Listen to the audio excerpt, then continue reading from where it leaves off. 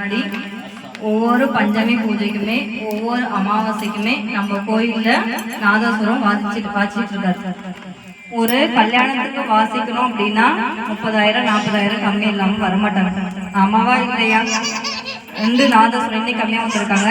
3 நாதஸ்வரம் வரும், 3 டவல் வரும், ஒரு பொண்ணும் வரும். இப்ப நம்ம கோயில்ல வாசிக்கிறது உண்மையே சொல்றேன், ஒரு பூஜைக்கு வெறும் 3,500 தான் கொடுக்கணும். என்னது? வெறும் 3,500 தான் கொடுக்கணும். நீங்களே கால்குலேஷன் போட பார்த்தா தெரியும். அங்க இருக்கிறது 6 பேரோ 5 பேரோ இருப்பாங்க. 500 ரூபா. அவங்க ஒரு 6 மணிக்கு வாசிக்க ஆரம்பிச்சாங்க அப்படின்னா பாத்தீங்க எவ்வளவு சிறப்பா வாசிச்சாங்க இல்லையா? 10 வரைக்கும் அதுவே ஒரு சுமையா அப்படியே அவ்வளவு வெயிட்டா தாங்கிட்டு இருக்கும். ஆனா ஒரு கோயில்ல வாசிக்கிறது புண்ணியம், வாராகி கோயில்ல வாசிக்கிறது ரொம்ப புண்ணியம் சொல்லிட்டு காசை எதிர்பார்க்கறது இல்ல தம்பி. இது நிதர்சனமான 3,000 ரூபாய் கொடுத்தா அப்படின்னா அதை அவங்களுக்கும் கட்டுப்படி ஆகாது. ஆனா அவங்களும் இறைவனுக்காக ஒரு பணியாய் இருக்கட்டும் அப்படின்னு சொல்லிட்டு அந்த 5,000 ரூபாய் பிரிச்சுக்கிட்டு தம்பி ஒண்ணு இல்லாம இறைவனோட அம்மாவோட அனுகிரகம் மட்டும் வாங்கிட்டு போயிருக்காரு.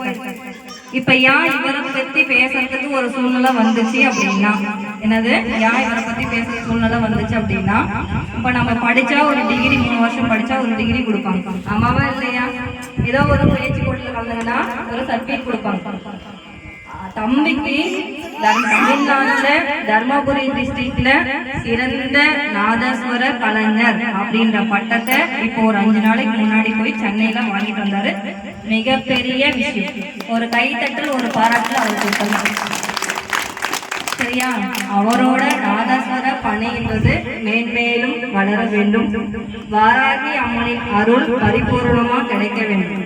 அது மட்டும் இல்லாம இவ்வளவு நாள் எங்கெங்க வாச்சிருப்பாரு. அந்த தருமபுரி டிஸ்ட்ரிக்ட்ல சிறந்த நாதஸ்வர கலைஞர்ன்றது வாங்க முடியல.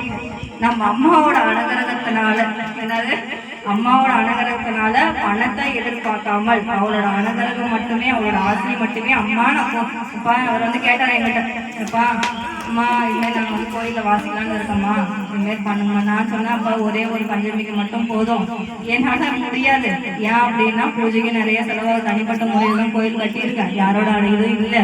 இப்போ வந்து பார்த்தீங்கன்னா சும்மா மஞ்சள் வாங்கினாங்க இல்லையா, அந்த ஒரு காசு தான், அவ்வளோதான் அவங்களுக்கு இல்லை. ஆனால் எல்லாத்துக்கும் இறைவனோட அனுகிரகம் கிடைக்கணும், அந்த அம்மாவோட சக்தி அதீதமா இருக்கிறதுக்காக நாங்கள் யாகங்கள் பண்ணிட்டு இருக்கோம், எல்லாருமே பலன் அடையணுன்றதுக்காக. தம்பி ஒரே வார்த்தை சொன்னார். என்ன சொன்னார் அப்படின்னா, எனக்கு காசு பணம் முக்கியம் இல்லைம்மா, நான் சம்பாதிச்சிட்டேன், எனக்கு பணன்றது பெரிய விஷயம் இல்லை. ஆனா ஒரு கோயில்ல ஒரு சன்னதியில என்னோட நான் மட்டும் இல்லாமல் என்னோட சன்னதியிலும் இந்த கோயில்ல வாசிக்கணும், அதுக்கு அந்த அம்மாவோட அனுகிரகம் எனக்கு வேண்டும், எனக்கு பணம்ன்றது முக்கியம் இல்லைன்னு சொல்லிட்டு இது நாள் வரைக்கும் பாத்தீங்க அப்படின்னா இப்போ ஒரு 5 மணி பூஜை முடிஞ்சிருக்கு. அமாவாசைக்கு 10 மணிக்கு யாகம் ஆரம்பிச்சு அப்படின்னா அமாவாசை பூஜைக்கு வந்தவங்களுக்கு தெரியும், விடிகால் 5 5:30 ஆயிடும். நாங்களே போதும்ப்பா டைம் ஆயிடுச்சு போதும் அப்படின்னா கூட நிறுத்த மாட்டேன். ஏன் அப்படின்னா மாறும், இறைவனோட அனுகிரகம் இருக்கணும், நம்ம இன்னும் மேலும் வளரணும் அப்படின்னு சொல்லிட்டு என்ன பண்றாரு, அவ்வளோ ஒரு வாய் வலிச்சலும் கை வலிச்சலும் சக தோழர்களும் அப்படிதான் பண்ணிட்டு இருக்காங்க. அவரு இப்ப நம்ம கோயிலுக்கு வந்த பின்னாடிதான் அந்த பட்டத்தையே வாங்கியிருக்காரு. அதனால உங்க வீட்டுல ஏதாவது விசேஷங்கள் இருந்தது இல்லை ஏதாவது நம்ம கல்யாணம் பண்றோம் செய்யறோம் அப்படின்னா நம்ம கோயிலோட நாதஸ்வரம் இருக்காங்க, கோயில்ல வாசிக்கிறவங்க அம்மாவோட அனுகிரகம் வாங்கினாங்க, அவங்க நம்ம வீட்டுல வந்து வாசிக்கிறது ரொம்ப விஷயம். அம்மாவுக்கும் வாசிக்கிறாங்க, நம்மளுக்கும் வாசிக்கிறாங்கன்னா எவ்வளவு பெரிய விஷயம் இல்லையா? அதனால அதுமாதிரி விசேஷங்கள் இருந்தது அப்படின்னா கோயில் மூலயமா வந்து பாருங்க, இங்க போர்டு இருக்கு, அவரு கூப்பிட்டு நல்லபடியா வாசிக்க சொல்லணும். சரிங்களா? அவருக்கு இன்னொரு கை தட்டலும் நம்ம கொடுத்துருக்கோம்.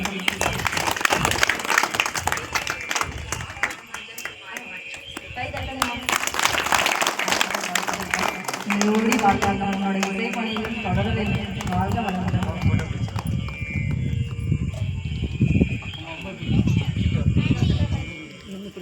போட்டோ பிடிக்கணுமா? போட்டோ பிடிக்கணுமா? வாங்கியிருக்கா, அப்படியே மெடல் வாங்கியிருக்கா. அப்படிமா டாக்டர் பட்டம் நம்ம சென்ட்ரல் கவர்மெண்ட்லேருந்தே கொடுத்துருக்காங்க. ரொம்ப பெரிய விஷயம். தருமபுரி டிஸ்ட்ரிக்டில் வந்து இவருக்கு தான் தேர்ந்தெடுத்து கொடுத்துருக்காங்கம்மா நாதஸ்வர கலைஞர்.